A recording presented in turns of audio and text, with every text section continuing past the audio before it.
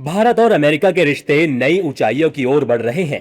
अमेरिकी विदेश मंत्री मार्को रूबियो ने साफ कर दिया है कि वॉशिंगटन नई दिल्ली को सिर्फ एक रणनीतिक साझेदार नहीं बल्कि सबसे भरोसेमंद मित्र देशों में गिन रहा है। चाहे बात लंबे समय से अटकी ट्रेड डील की हो, राष्ट्रपति डोनाल्ड ट्रंप की संभावित अगले साल होने वाली भारत यात्रा की, या फिर प्रधानमंत्री नरेंद्र मोदी के नेतृत्व में भारत की बढ़ती वैश्विक ताकत की, हर मुद्दे पर अमेरिका का संदेश साफ है। भारत अब दुनिया की राजनीति और अर्थव्यवस्था का अहम केंद्र बन चुका है। भारत और अमेरिका रिश्तों को लेकर अमेरिकी विदेश मंत्री मार्को रूबियो ने बड़ा बयान दिया और कहा कि जल्द ही दोनों देशों के बीच लंबे समय से अटकी ट्रेड डील फाइनल होगी। I think it's going fantastic. I mean, it's very strong. We had a great meeting with the Prime Minister, the President did at the G7. We're hoping to finalize a trade deal. We're on the last inches of getting it done, and it's very positive.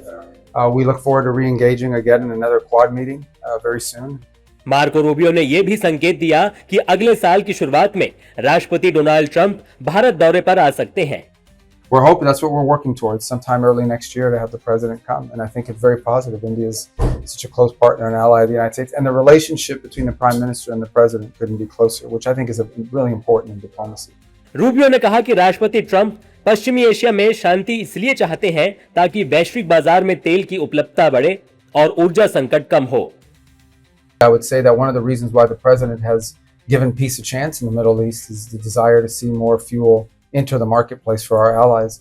But I think the long-term the solution really is to diversify their supplies. And I know India has been talking to not just the United States, but in Venezuela, who we're working with very closely to increase their production capacity. I think they could serve, India is one of the few countries in the world with the ability to refine the heavy crude that Venezuela produces. So I think that's a thing we would look to facilitate as well. प्रधानमंत्री नरेंद्र मोदी के नेतृत्व की तारीफ करते हुए Marco Rubio ने कहा कि वो मोदी और उनके काम के बड़े फैन हैं। We're enormous fans of Prime Minister Modi and what he's done. I mean, he leads a country that's making incredible gains economically, and is really coming into its own as sort of a global power, a country that's increasingly accounted for on decisions being made on the global stage. Marco Rubio के इन बयानों से साफ है कि दुनिया की सबसे बड़ी ताकत भी ये मान रही है कि वैश्विक मंच पर भारत की आवाज पहले से कहीं ज्यादा प्रभावशाली हो चुकी है। आज का भारत सिर्फ दुनिया की सबसे तेजी से बढ़ती अर्थव्यवस्था ही नहीं बल्कि वैश्विक राजनीति का ऐसा केंद्र बन चुका है जिसकी अनदेखी अब कोई भी महाशक्ति नहीं कर सकती।